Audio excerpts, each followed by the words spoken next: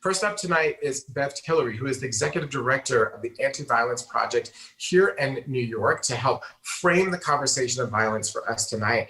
In full disclosure, I'm a member of the board of AVP, so we have that disclosure, journalistic disclosure out of the way so that you can judge the conversation with that information in mind. Bev, thank you so much for joining us tonight. Hey, Amara, thanks for having me. Thank you, thank you. I'm gonna continue to do this with one earring on. Maybe I'll start a trend. Hey, looks good to me. Thank you so much. So we're already breaking records this year. And as I said in the setup, the year isn't even over. And I'm wondering if you can tell us from where you sit, what's behind this spasm of violence this year that we are continuing to experience. Yeah, I mean, I think, I'm still today reeling from the news about Breonna Taylor. And so it's hard to enter this conversation without talking about the fact that we are living in a society where the lives of Black women aren't valued. And then adding to that, the fact that, we have this growing sentiment that trans people are not valued. So, we're seeing over and over again that, the lives of trans women are not valued, particularly Black trans women in our society. And we haven't had any real strong leadership, really certainly not nationally, but even in most of our local communities, standing up to say that this violence is wrong, that something has to happen about it.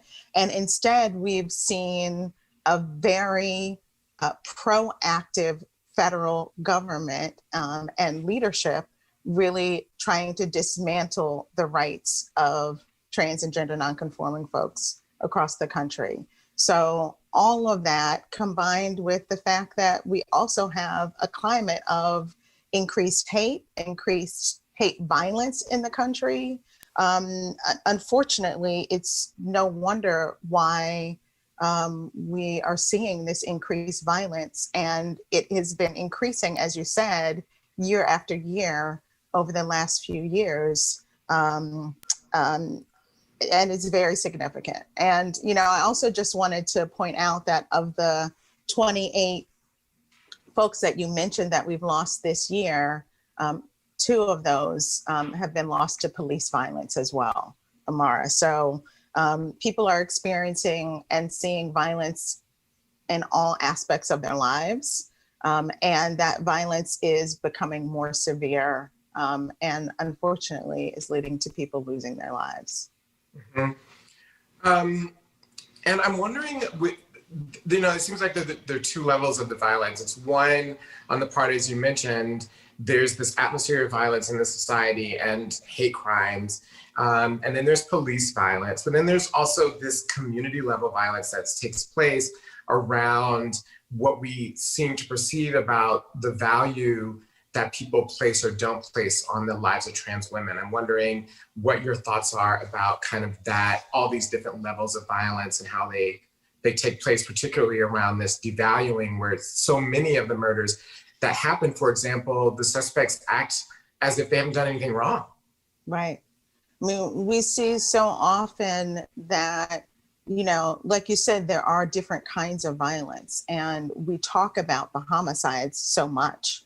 But I think it means that people are forgetting that, we're talking to trans folks who are experiencing daily violence from, the violence that they are experiencing in the street, but also violence that they are experiencing in their communities, in their homes, and their workplaces, combined with the state violence. And we think about state violence, we're not just thinking about police violence, but we're also thinking about all the ways that the state is devaluing and taking away the rights of trans and gender nonconforming people, denying them access to the services and the support that they need, education, housing, all of those things add up and really add to and piling on of violence that, you can't get away from.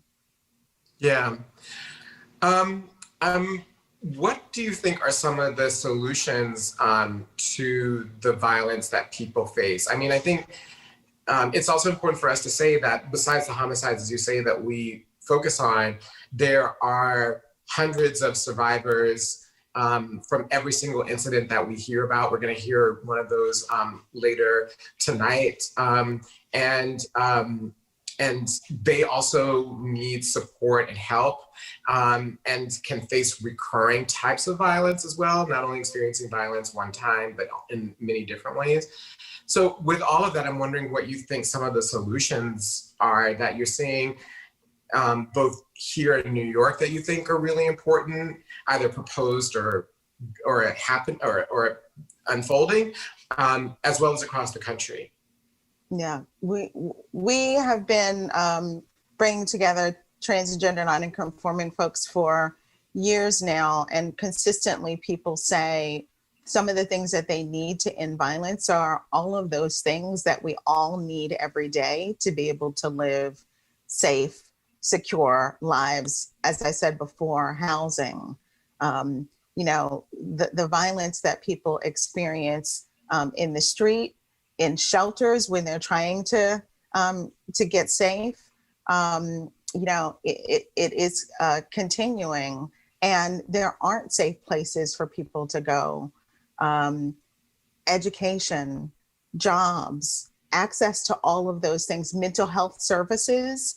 And for trans and gender nonconforming folks, one of the things that we often miss is that those services and supports have to be provided in a trans affirming way.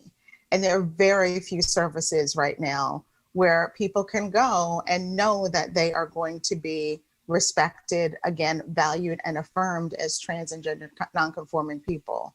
So we have to put together policies in our cities and our states to make sure that there are resources given to the people that are providing those services, that the trans and gender nonconforming led organizations are getting the resources that they need to provide services. Because who are people going to go to? They're going to go to the organizations that they trust and they know in their communities. And if those organizations are not getting the resources that they need, then they're not helping trans and gender nonconforming folks. People repeatedly are seeking services and being met again with additional violence by providers who, even if they're well-meaning, do not understand trans and gender nonconforming folks, are not meeting their needs, and in some cases are adding to the violence and the trauma that people are experiencing daily. So we're pulling together policies and moving forward a policy agenda in New York City. Other folks are doing that in their communities. And we've been looking at ways to create safety in community that doesn't rely on police systems and criminal legal systems that, again, usually end up creating more violence for our communities. Yeah, on the police front, I mean, we've seen all of these incidences this year where police are called to respond to someone in distress, and then the person that they're there to help somehow ends up dying or murdering. So I think we can understand that. And also, as you say, it's really important for us to think about the fact that violence, the murders and physical violence don't only take place in isolation, that all of these other things, such as housing and economic support and a whole host of other things, actually can help people live a life with less violence. And we know that to be the case. So we want to try to shift some of those paradigms. One of the things that people will always say is that, okay, you've given us the things that we need to change as a society, but so often people will ask, what can I do personally? What are the things that what are the ways that I can support or make sure that we lower violence from a personal standpoint? What do you say to those people? If you have a will, there's so many things that people can do. First of all, make sure that you're educating yourself about the trans and gender nonconforming organizations and people in your communities. Find out what they need, what kinds of support they're looking for, and stand up to help provide those. You know, in addition, I think there's so many times where we hear from people that they experience violence on the street, on the subway, as they were going to work, trying to shop in a store, and nobody said anything or did anything. And so it's an easy thing to interrupt that behavior and to stand up and say, that's not okay. If you hear an instant where trans and gender nonconforming people are being made a joke, stop it and say, that's not okay. All of that perpetuates the climate where violence is okay. And we have to change that dynamic and really say that violence is not okay. It's not okay. It's not going to be happening on my watch. So I think that there's so many ways that people can take a step every day. And if for some reason you don't know any trans or gender nonconforming folks in your community or where you live, there are lots of organizations that are trans-led, that are supporting the trans community, that you can connect with to get more information. There's really no excuse for anybody at this point. And, you know, I just want to say, Amara, too, that I especially want to call on cisgender women because I feel as women, we need to stand up for all women. And we cannot perpetuate the conversation that trans women are not women. It's on us as cis women to really just stop that. And so I call on all cis women to really take a stand for your trans sisters and make a point of talking to people, you know, in your family who you wouldn't normally talk to about, you know, why it's important to stop violence against trans folks. You know, speak out to your local elected officials and ask them what they're doing. What are they doing to stop violence against trans folks? I think that every day there's something that we each can do. Yeah, I mean, I think that that's a really important point. There are so many ways, especially for Black women, that the deaths of Black trans women and the deaths of Black women overall mirror each other, specifically through intimate partner violence. It's pretty much tracks very similarly. So as you say, you know, there are all these commonalities between the violence of all women, especially women of color, cis and trans.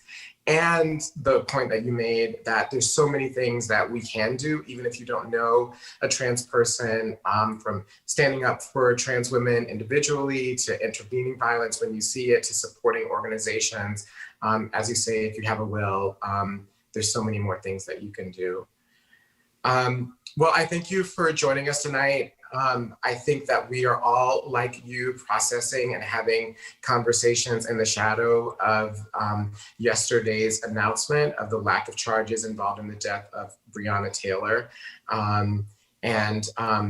My heart goes out to you and to all of us as we continue to find a way how to hold space for ourselves and others as we grieve. Yeah, for me, I get through the grief by action. So thanks for this, and you know, let's keep working. Let's keep working. Thank you so much for joining us.